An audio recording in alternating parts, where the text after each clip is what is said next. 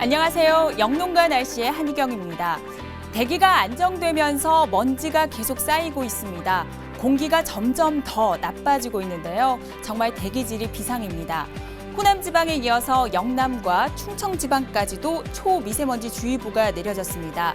내일도 오늘과 비슷한 상황이 예상되는데요. 외출하실 때는 차단율이 높은 마스크를 꼭 착용하셔야겠습니다. 이번 주말까지는 추위 없이 온화한 날씨 속에 이렇게 미세먼지 때문에 답답한 날씨도 계속될 전망입니다. 대기는 상당히 건조한 상태입니다. 강원 영동 지방에는 건조경보가, 경북 동해안 지방에는 건조주의보가 발효 중인데요. 내일도 비 소식 없이 대체로 구름만 많이 끼면서 건조한 날씨는 계속되겠습니다. 불조심에 신경을 쓰셔야겠습니다. 구름 모습 보시면 오늘 전반적으로 구름이 많이 지났습니다.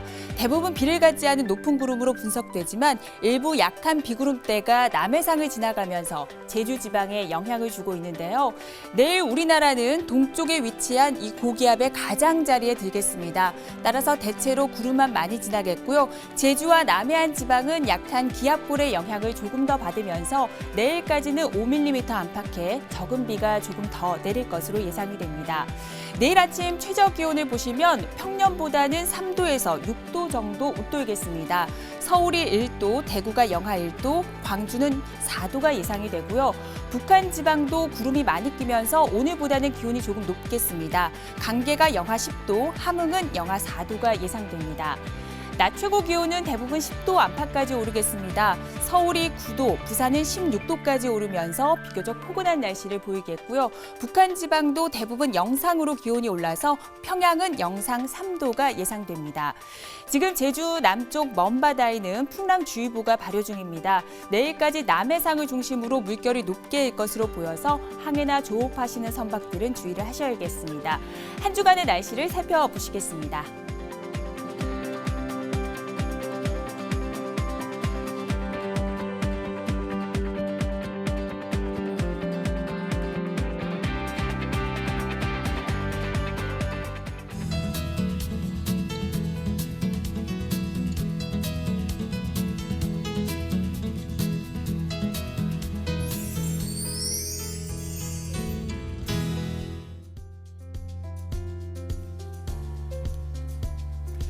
날씨를 알면 농사가 보인다. 영농가 날씨, 오늘은 MBS 한국농업방송의 조용철 전문위원과 함께 이야기 나눠보도록 하겠습니다.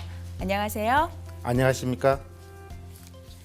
네, 오늘 전국 곳곳에 초미세먼지 주의보가 내려졌습니다. 또 구름도 많이 끼면서 맑은 하늘 보기는 조금 어려웠는데요. 아무래도 겨울철이 되면서 일조량도 점점 더 짧아지고 있는 상태입니다. 위원님, 이렇게 일조량이 부족해지면서 직접적으로 영향을 받는 작물이 있다면 어떤 걸 꼽을 수가 있을까요? 네, 먼저 겨울 동안의 일조 부족은 기상의 영향을 받아서 흐리거나 또 비나 눈이 와서 햇볕을 못 받는 경우, 그리고 여름보다 짧은 일조 시간, 그리고 끝으로 시설과 구조물의 그늘에 의해서 일조 부족의 원인이 되는데요. 겨울철 일조 부족 현상으로 직접적으로 피해를 입을 수 있는 작물들은 애호박과 딸기, 고추, 토마토와 같은 수확 중의 과체류 작물이고요. 내년 초에 출하하는 멜론, 참외, 수박 등은 아직 수확은 하지 않았지만 생육과 개화에서 부작용이 있을 수 있습니다. 네, 한창 시설 작물을 출하하고 있는 농가에서는 일조량 관리에 더욱더 신경을 쓰셔야겠습니다. 애호박과 멜론, 토마토 등을 많이 생산하고 있는 진주시의 날씨를 살펴보도록 하겠습니다. 진주시는요, 저위도 지역이고 남해와 접하고 있기 때문에 바다의 영향을 많이 받을 수밖에 없는 상황입니다. 또 북서쪽에는 높은 산맥이 위치하고 있기 때문에 차가운 겨울 북서풍을 막아주면서 전반적으로는 우리나라에서는 온화한 날씨를 보이고 있는 지역이기도 합니다. 2017년 기준으로 해서 진주의 일조 시간은요, 2616시간으로 평년에 대비해서 431시간 줄어들었습니다. 그렇다면 이번에는 진주시의 11월 이후의 일조 시간에 대해서 자세히 알아보도록 하겠습니다. 네, 올해 진주의 일조 시간입니다. 5.9시간으로 평년과 똑같습니다. 11월 6일까지는 평년 대비 일조 시간이 길었는데요. 11월 7, 8일과 16일 등에는 흐린 날씨 때문에 일조 시간이 관측되지 않은 날도 있었습니다. 일조량이 줄어드는 11월부터 이달 15일까지의 일조 시간은 평년과 거의 똑같아서 아직까지는 시설 재배에 큰 변수는 없을 것으로 전망이 됩니다. 네, 경상남도 지방은 높은 산이 없는 데다가 동서로 길게 지형이 나 있어서 일조량이 아주 풍부한 지역 중에 한 곳입니다. 하지만 이런 경상남도 지방도 일조량 부족으로 인해서 농작물 피해가 큰 적이 있었는데요. 좀 설명 좀 부탁드릴게요. 네, 그렇습니다. 지난 2010년도에 일조량 부족으로 시설 재배 농가가 큰 피해를 입은 적이 있습니다. 2010년도 2월 초부터 4월 중순까지 전국의 일조 시간은 평년 대비 75% 수준이었고 12월 일조 시간은 평년 대비 10% 수준이었습니다. 당시 경남의 18개 지역 전체에서 시설재배 농가의 피해 접수가 된 적이 있습니다. 그렇다면 그 당시 농작물 피해는 생산에 있어서 피해는 어느 정도였습니까? 네, 좀 구체적으로 말씀을 드리자면요. 당시에 일조량 부족으로 수박 농가의 피해 면적은 전체 1,452헥타로 신고가 되었는데요. 이 중에 50% 이상의 피해를 입은 면적은 1,338헥타나 되었고요. 또 383헥타의 피해를 입은 딸기의 경우에는 254헥타가 50% 이상 수확을 하지 못했습니다. 또 화훼와 파프리카, 토마토, 오이 등 기타 작물들은 1,589헥타가 광 부족으로 인해서 절반도 수확을 하지 못했습니다. 네, 정말 해가 짧은 겨울철 내내 일조량에 대해서 신경을 써야 할 것 같은데요. 일조가 부족하면 농작물에는 어떤 증상이 나타나는지도 좀 짚어주세요. 네, 일조가 부족하게 되면 작물은 광합성을 못하게 돼서 줄어들게 됩니다. 그렇게 되면 상품 미달과나 곡과, 기형과가 발생할 우려가 있고요.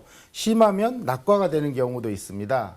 또 광이 부족하게 되면 작물의 생육이 연약해지기 때문에 길이 생장을 하게 돼서 도복이나 또 이렇게 도장을 하는 피해가 발생할 수 있고요. 일조가 부족하게 되면 기온이 낮아지기 때문에 좋은 다습 조건이 되어서 병 발생이 늘어날 수 있을 뿐만 아니라 지온이 낮아지게 되면 뿌리 활력이 떨어져서 양분 흡수가 감소되기도 하고 또 증발량이 줄어들기 때문에 또 습해가 유발될 수 있습니다. 네, 정말 일조가 부족하게 되면 생육 전반에 악영향을 끼칠 수밖에 없을 것 같은데요. 만약에 이럴 경우에 농가에서는 어떻게 대응을 해야 할까요? 네, 농가에서는 광 부족한, 일조 부족한 피해가 발생하기 전에 일조가 부족하다고 생각이 되면 이 과체류를 중심으로 집중적인 적극적인 보강을 해줘야 됩니다. 이때 보강은 LED나 나트륨 등을 사용하시고 실내에 반사판을 설치하는 것도 좋습니다.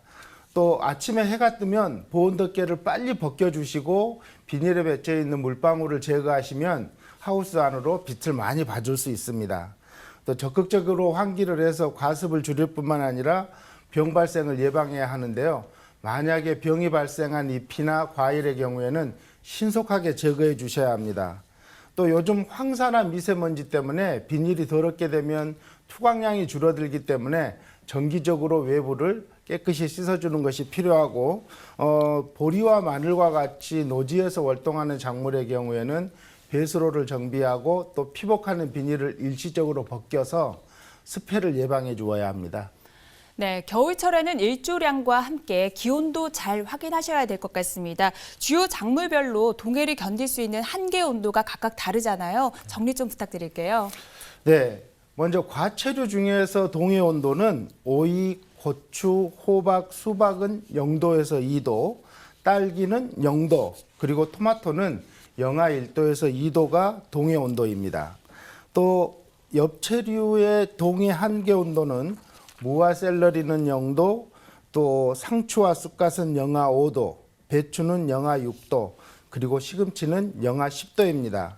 반면에 각 작물들이 동해를 입는 온도는 기상 조건은 물론이거니와 영양 상태와 생육 단계에 따라서 영향을 받을 수 있기 때문에 각 농가에서는 평상시에 건전하고 정상적으로 작물 생육이 될 수 있도록 관리해 주셔야 합니다. 네, 각 농가에서는 최저 한계 온도를 잘 염두에 두시고 기온이 더 떨어지지 않도록 관리를 잘 하셔야겠습니다. 이번에는 말씀하신 과체류와 많이 생산되고 있는 경남 함안으로 가보겠습니다. 예, 함안은 지역적으로 남해안형 기후구에 속합니다. 연평균 기온이 높고 재배 지형이 동서로 길게 뻗어 있기 때문에 일조량이 아주 풍부한 지역 중에 한 곳인데요. 그래서 일조량이 많이 필요한 수박이 많이 재배되고 있는 지역이기도 합니다. 이번에는 경남 함안군의 자세한 날씨를 분석해 보도록 하겠습니다. 지난 한 달간 평균 기온입니다. 올해는 3.1도, 작년은 1.3도로 작년보다는 1.8도 정도 높은 기온을 보였습니다. 함안의 경우 12월에 들어서 작년에 비해 약 6도에서 10도 정도 높은 기온을 기록했고 4일에 13도까지 올랐던 기온이 7일에서 10일 사이에는 찬 대륙 고기압의 영향을 받아 급격하게 떨어지면서 작년에 비해서는 약 2도에서 6도 정도 낮은 온도를 기록했습니다. 평균 강수량입니다. 올해는 27mm, 작년은 0mm입니다. 강수량은 작년에 거의 비가 내리지 않아서 0mm로 기록이 됐고요. 올해는 같은 기간 간간히 비가 내리면서 27mm 정도의 강수량을 확보했습니다. 네, 함안의 경우 작년보다는 기온이 높았습니다. 하지만 일시적인 추위가 있었는데요. 아무래도 이맘때는 한파를 걱정하지 않을 수가 없습니다. 시설 재배 채소 역시 동해 대비에 철저히 해야 될 것 같은데 설명 좀 부탁드릴게요. 네, 그렇습니다. 시설 재배 채소 농가에서는 보온 및 가온 장비를 보강해서 작물별로 적정 온도를 유지해 주는 것이 중요한데요. 특히 야간 온도 유지하는 것이 중요합니다. 과체류의 경우에는 야간 온도를 12도 이상으로, 그리고 엽체류의 경우에는 야간 온도를 8도씨 이상으로 유지해 주셔야 하고, 손상된 비닐이나 외피는 빨리 보수해서 이 보온을 해 주셔야 하고, 시설 내에서 안개가 발생하지 않도록 환기 관리를 해줘야 합니다. 또 필요시에는 추결 주머니나 알코올과 같은 가연성 물질을 별도로 준비하시고 다중 피복과 내부 보온 커튼도 효과가 있습니다. 보다 근본적으로는 내한성 품종을 재배하시는 것이 좋고 지역에 알맞는 재배 방법을 선택하는 것도 중요합니다. 네, 경남 지역을 중심으로 시설 채소의 일조량 관리에 대해서 꼼꼼하게 알아봤습니다. 이어서 경상남도의 지역별 날씨를 확인하겠습니다.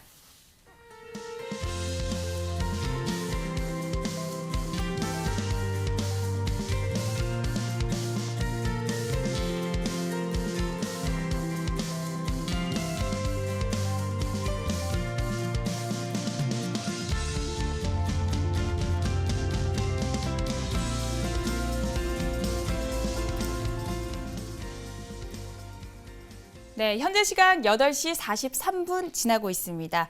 계속해서 남부 지역의 노지 작물에 대해서 이야기 나눠보도록 하겠습니다. 현재 노지 작물 가운데 양파는 아주 심기는 끝났고요. 이제는 뿌리 내리기를 하는 시기입니다. 이맘때 날씨가 1년 농사를 좌우한다고 해도 과언이 아닐 정도인데요. 설명 좀 부탁드릴게요. 네, 실제로 지난 겨울에 양파 주산지인 전북 지역에서는 영하 20도에 육박하는 한파와 가뭄이 지속되면서 양파가 냉해 피해가 아주 컸습니다. 특히 장수군 전체 양파 농가의 80%를 차지하고 있는 신산서면에서는 118개 농가 중에서 이 농가의 60%가 양파가 고사되거나 제대로 성장하지 못하는 피해를 발생하기도 했는데요. 때문에 이때는 양파를 재배할 때 보온과 더불어서 수분 관리가 매우 중요합니다. 네, 그렇다면 평년과 작년과 대비해서 기온과 강수량은 어땠는지 자세한 날씨 분석 들어가 보겠습니다. 양파 주산지죠. 전라북도의 장수군의 날씨를 자세하게 확인해 보도록 하겠습니다. 네, 장수의 월 평균 기온은 올해 1.1도로 작년보다는 2도 정도 높고 평년과는 거의 비슷합니다. 기온 그래프를 보시면 장수의 경우 12월에 들어서 평년에 비해서는 약 1도에서 12도 정도 높은 온도를 기록했습니다. 7일에서 10일 사이에는 역시 찬 대륙 고기압의 영향을 받아 급격히 기온이 떨어져서 평년에 비해서는 약 5도에서 7도 정도 낮은 온도를 기록했습니다. 장수군은 우리나라의 중앙부를 가로지르는 소백산맥 서쪽에 위치해 있고 산맥과 산맥 사이의 통로가 북쪽으로 열려 있어서 겨울철 한기 유입이 쉽습니다. 연평균 강수량은 다른 지역에 비해서 다소 높은 편인데요. 강수량도 한번 보시겠습니다. 올해는 32.3mm, 작년은 18mm에 그쳤습니다. 평년은 41.1mm입니다. 강수량은 12월 4일에 10mm의 비가 내리는 등 작년보다는 많은 비가 내렸지만 평년에 비해서는 적어서 0.8배 수준에 머물렀습니다. 네, 장수구는 평년과 기온은 거의 비슷했고요. 강수량은 조금 적었습니다.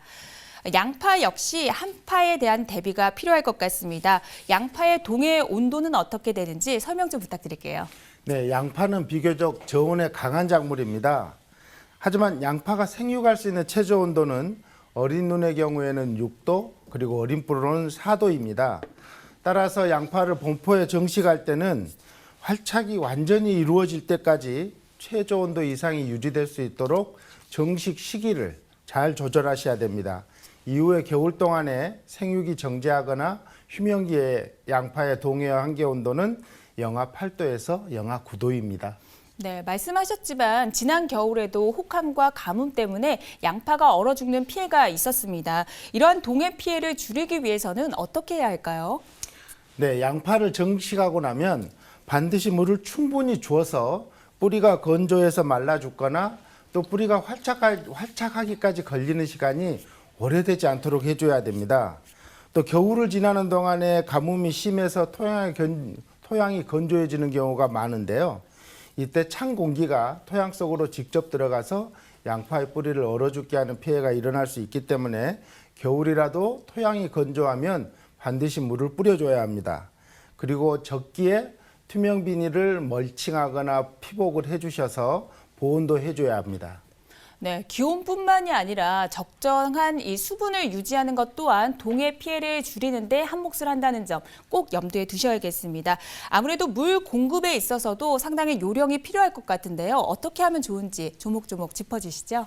네, 방금 말씀드린 것처럼 양파가 날씨 또는 지형의 원인으로 건조하게 될 경우에는 물을 주어야 하는데요. 양파밭에 물을 줄 때는 따뜻한 날을 골라서 일찍 뿌려주셔야 하고요. 대신 오후에는 햇빛을 충분히 받아서 땅이 따뜻해지도록 해야 합니다. 그리고 만약에 고래 물을 내줄 때는 어느 정도까지 고래 물이 차면 완전히 배수해 주는 것도 매우 중요합니다. 네, 이맘때 필요한 노지작물 양파의 동해 예방법까지 꼼꼼하게 짚어봤습니다. 이어서 전국 양파의 생산지별 날씨를 확인해 보도록 하겠습니다.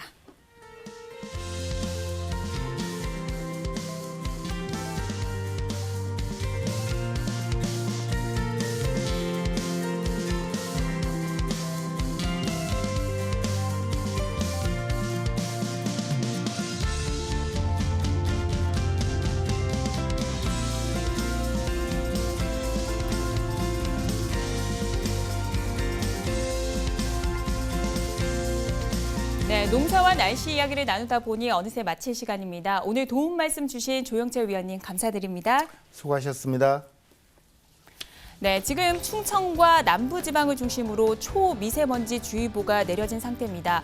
이번 주말까지는 추위 소식도 없고 비 소식도 없어서 이렇게 대기가 안정된 상태가 계속 유지가 되겠는데요. 그만큼 대기 중에 미세먼지 농도는 점점 더 나빠질 가능성이 높은 상황입니다.